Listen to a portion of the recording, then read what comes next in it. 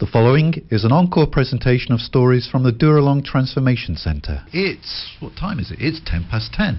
It's a Wednesday morning, it's 10:10, so you will be expecting that we have a guest from Dooralong with us. You'd be absolutely right. We do. We have Christian with us this morning. Good morning, Christian. Good morning. Now look, I'll be honest, it's not very often here at the REMA studios that we have elite sportsmen with us, but I know Christian won't blow his own trumpet, but you are something of an elite sportsman. Yeah, I was, definitely, back in the day. Yeah, well, tell us about that. So I found road cycling to be my passion, so I left school at 15 to pursue that full time. By the time I was 18, I was the Australian champion. By the time I was 20, I was living in Europe, racing over there full time. Yeah, that's amazing. I don't think we've ever had such a sort of high-profile sports person before, so yeah. But there's a lot more that happened in Christian's life than just being a successful cyclist. Yeah, definitely.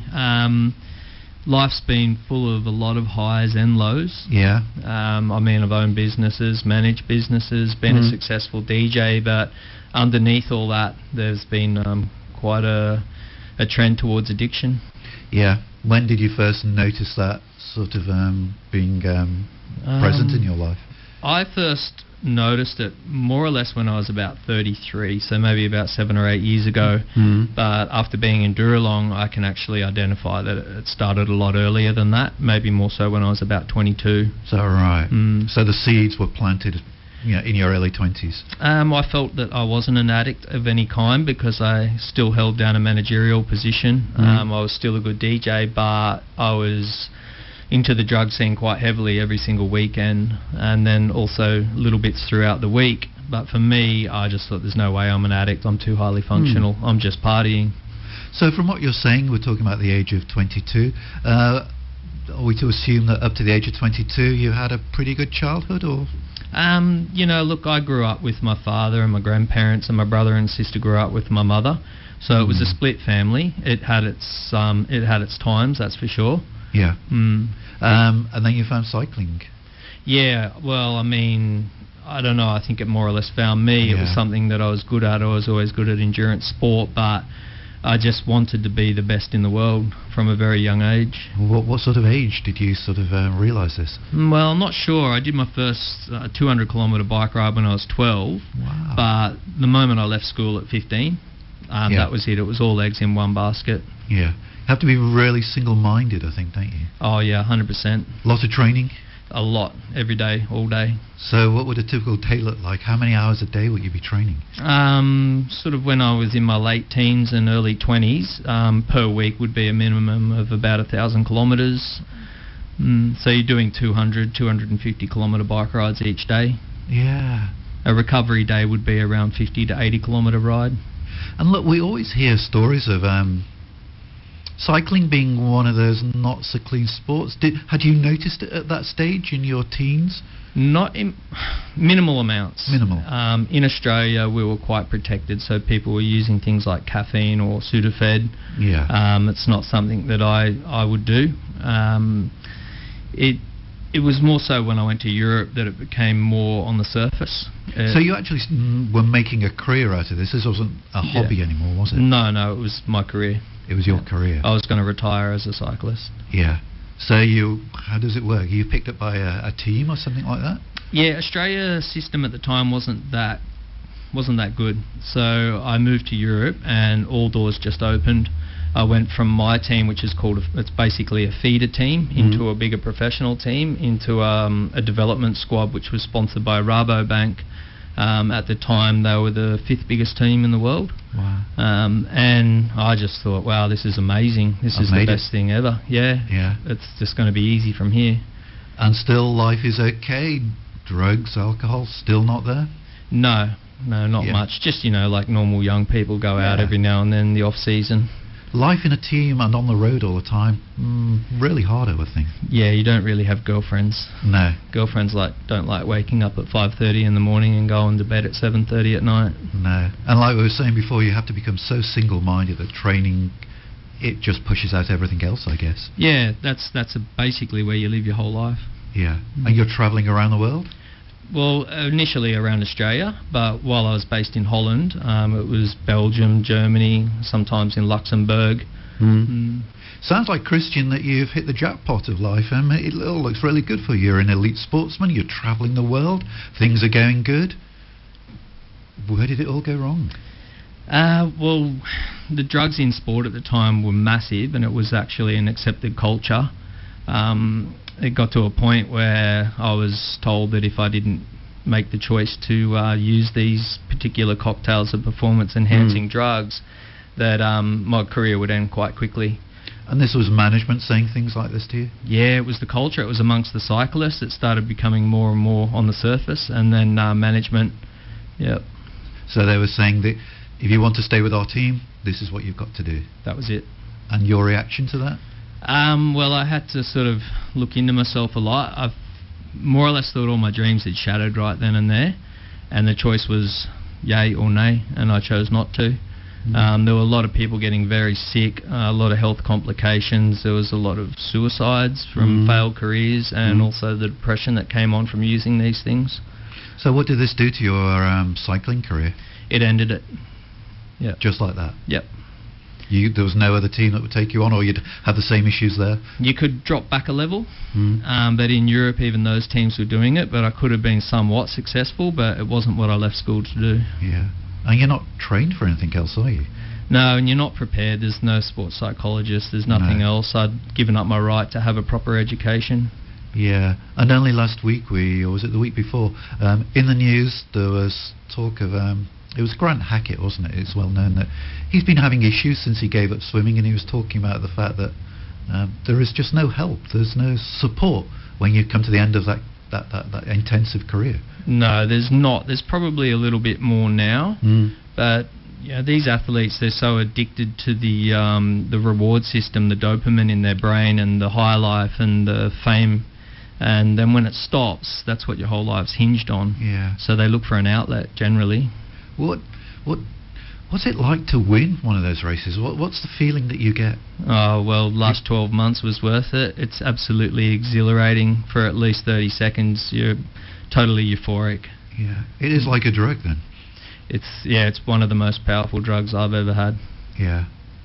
And that's what you're after all the time. Yeah, yeah. But now it's just like the rug's been pulled out from underneath your feet. There's nothing in your life. No, there wasn't. No. How did you cope with that? Well, it went into depression, and then it was marijuana, and then I found ecstasy.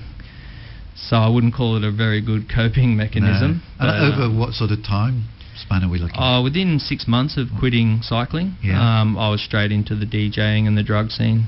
Yeah. So from being an elite sportsman 6 months ago, now you have no career, and now you're spiralling out of control with marijuana and...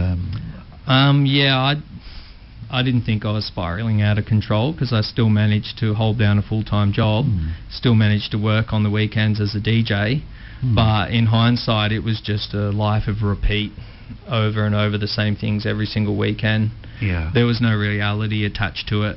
We're back talking to Christian, who's had this career as a professional cyclist, picked up by teams cycling all over Europe, around Australia.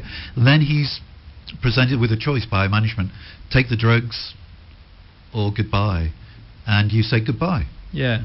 And within 6 months, I don't know whether spiralling out of control is the right way of putting it, but within 6 months you're turning to drugs just to sort of cope with life.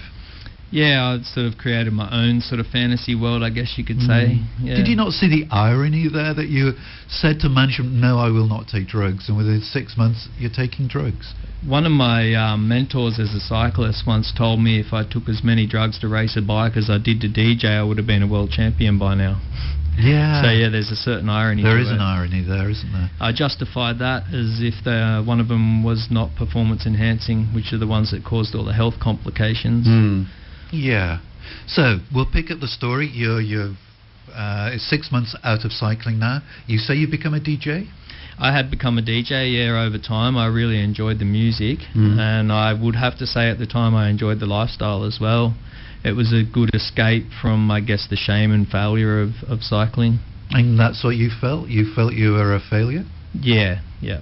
there's a lot of people around saying what a waste of talent, what of this, what of that, and I felt very guilty and shameful for quitting right at the breaking point in my career. So you were feeling guilty and ashamed for taking a principled stand? Well, back then the culture was that wasn't a principled stand. It was the accepted thing to do. You've been given an opportunity here, take it. So how's this second career of yours going now? You're a DJ. Is that giving you the fulfillment that you're looking for? On the weekends, but it was pretty terrible throughout the week on the come down. Yeah. Back at 9 to 5 job. Yeah. And how long did this last? Up until I was about maybe 28 or 29, so 7 or 8 years, I'd say. Yeah. And during that time, would you say you had become addicted to the drugs? I became addicted to the lifestyle. I was definitely addicted to marijuana. That was daily. But for me, being young and everyone around me doing it, it was just an outlet. So it wasn't a problem for you? No, I didn't think so, no. No. So what happens next? Well, I was on my way home from doing a big set, and the sun was coming up, and I wasn't feeling real good. And I saw a whole bunch of bike riders going the other way, and they were waking up as I was going home to go to bed. And I thought, this isn't me. This lifestyle's not me. I should be with them. Yeah.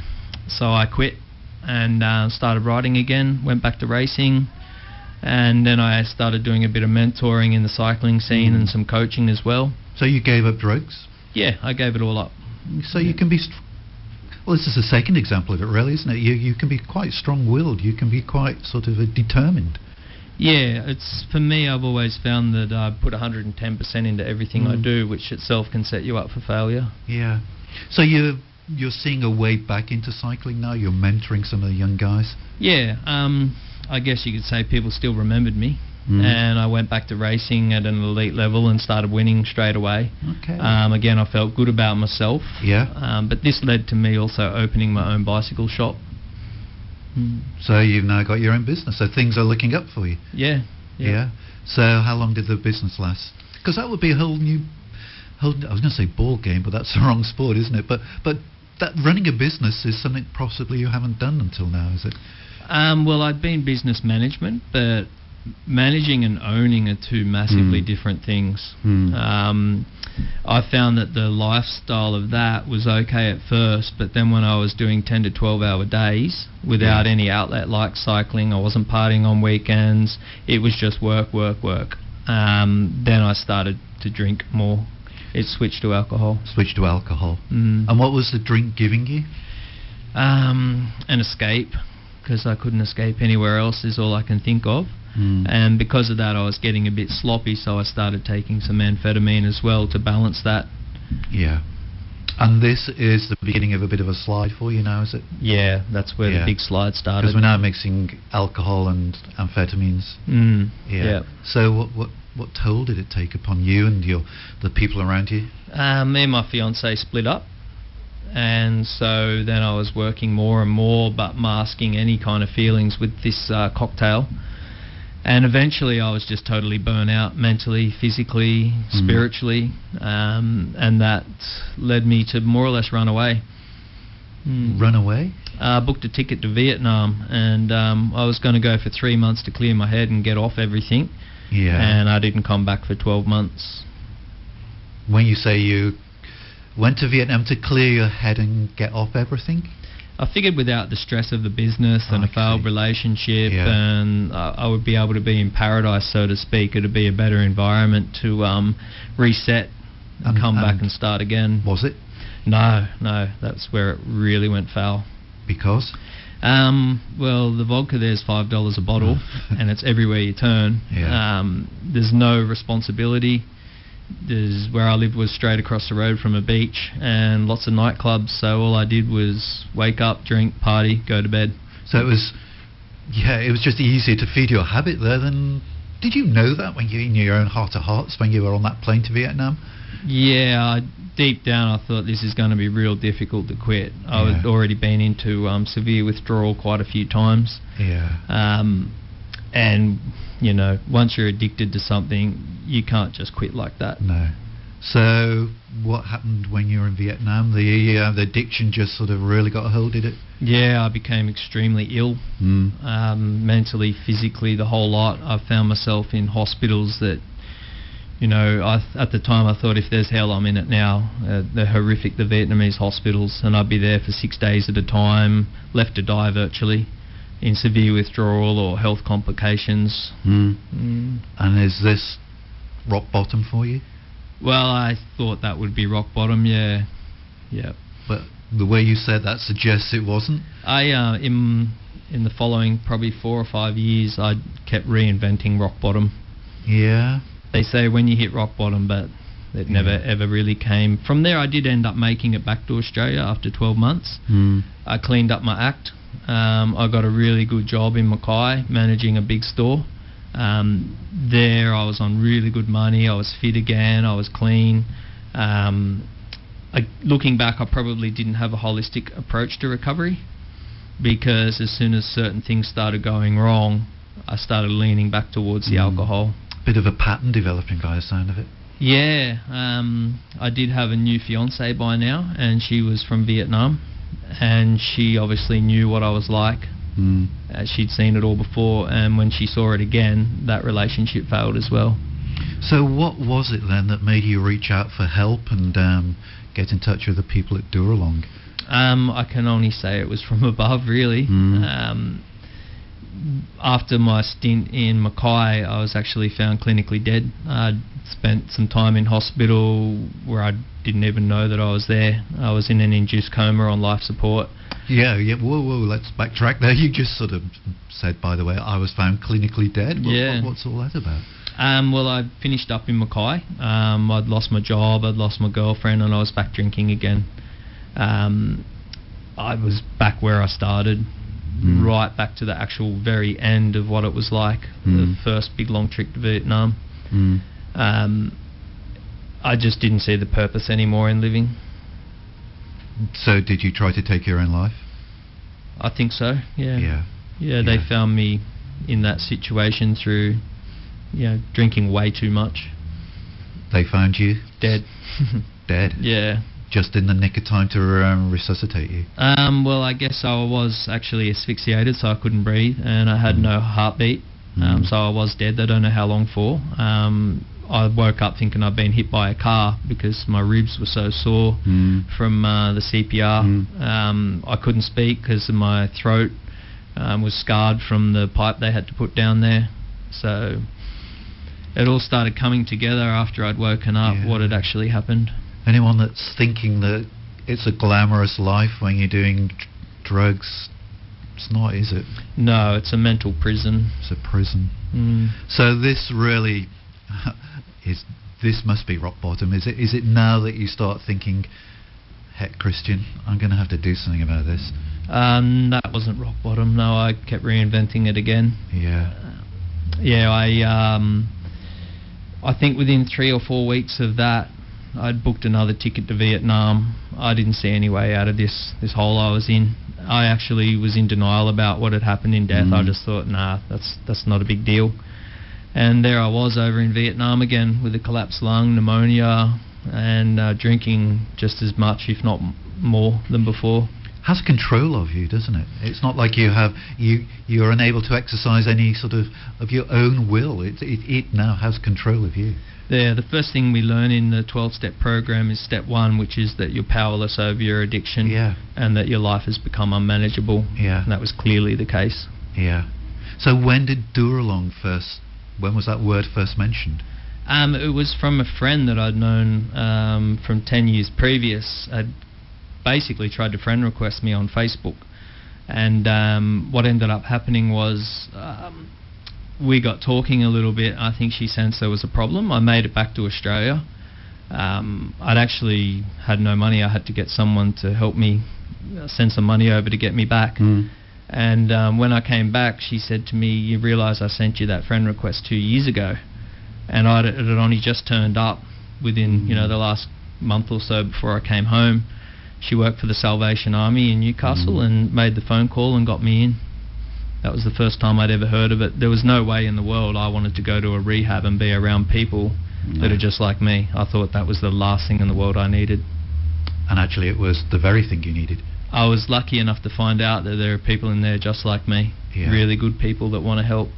Look, hope has come into your life after a very long time, Christian. So we're going to break for a track of music, and then we'll come back and see just what a difference Dooralong has made to your life.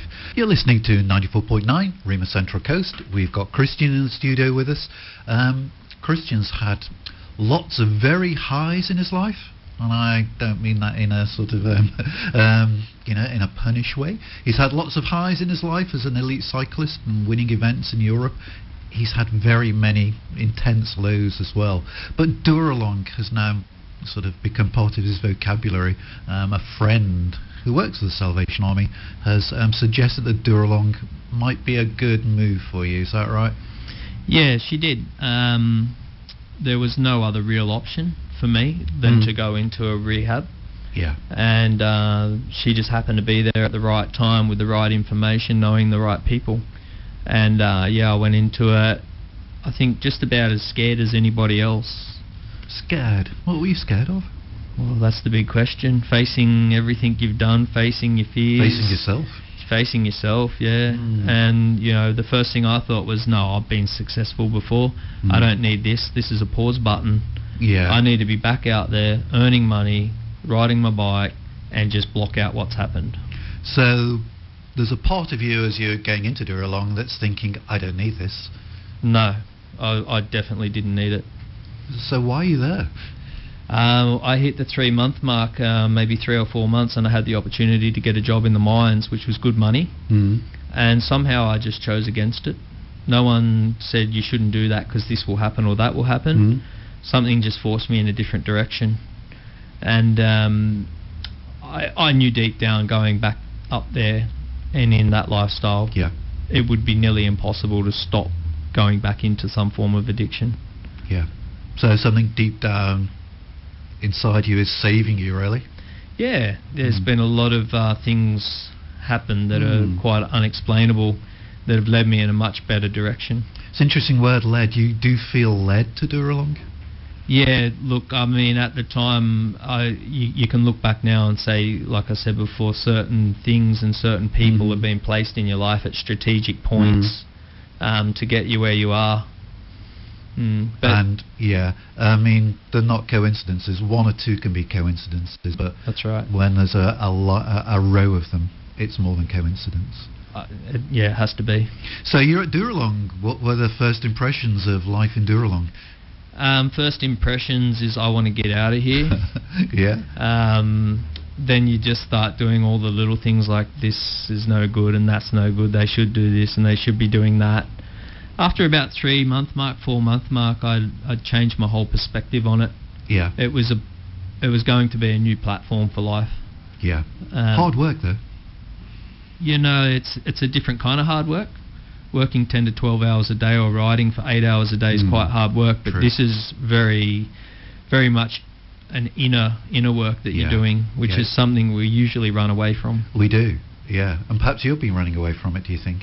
Yeah, more than likely, yeah. So they peel away all those layers and get down to the real Christian, which can be quite confronting and challenging at times, I guess. It can, yeah. And I was lucky enough to have someone like my caseworker Dana, who has just been there perfectly all at the right times, and the whole centre themselves, they've just been amazing in letting you more or less guide your own way. So it's nothing like you expected? No, and every day I wake up now, just the small things. There's kangaroos everywhere you go. There's a swimming pool. It's beautiful scenery. Yeah, it used to be a resort. That's right. Yeah, and it is. It's beautiful. We've been down there, and it truly is a beautiful place. And you can see God's creation around you, and you see the wildlife and nature, and you just must think, wow. Because maybe you're seeing it for the first time, not through a sort of haze of, drugs. Yeah, you forget to see beautiful things, that's for sure. Yeah. So, what did you make of the spiritual side of Dooralong? I mean, you weren't a Christian before you went there? No, I was predominantly into Buddhism, having lived in Vietnam so many times. I always felt growing up that people that believed in God must have some kind of a weakness, that they need something else to give them strength. Yeah. It was more or less the way I was brought up. It's amazing how quick that can turn around. Yeah. There must be something missing in their life. It's just a prop. Yeah. Yeah. And you say it turned around. So what's your view of God now? There's I definitely have my higher power. Yeah. Yeah. Yeah. And you say you're a regular attender at chapel?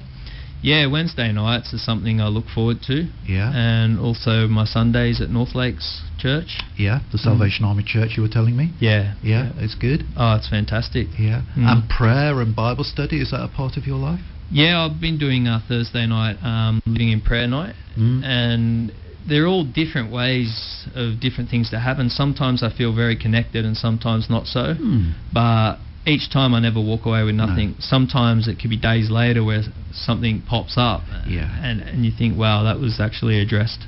Yeah, previously. I think that's a normal experience. I think when you first become a Christian, you feel very close to God and everything's great, but the longer you are a Christian, then there are times when you feel distant.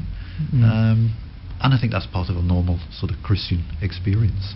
Yeah, I mean, I'm very open, very aware these days. Yeah. And it's definitely a very good thing to have added to your recovery. So what does the future hold for Christian now?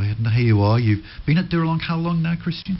A bit over 6 months. 6 months, so you've been clean 6 months, you've started to feed that spiritual side of your life. Things are looking pretty good, I guess. Yeah, I've started studying, so I'm actually doing a certificate at the moment, which will lead to a diploma. Because I left school early, I don't have an HSC or anything to enter university, and from there I'll definitely do a degree. Can we ask what sort of field? I'm leaning towards psychology. Yeah. But it's more or less where I get pulled to. I'm leaning into this. Yeah. It could be youth counselling, it could be anything that's decided when the time comes. But it will be in this sort of social services arena, in the welfare arena? To help people. To help people. Yeah. That's important to you, is it? Yeah, it is. To give something back?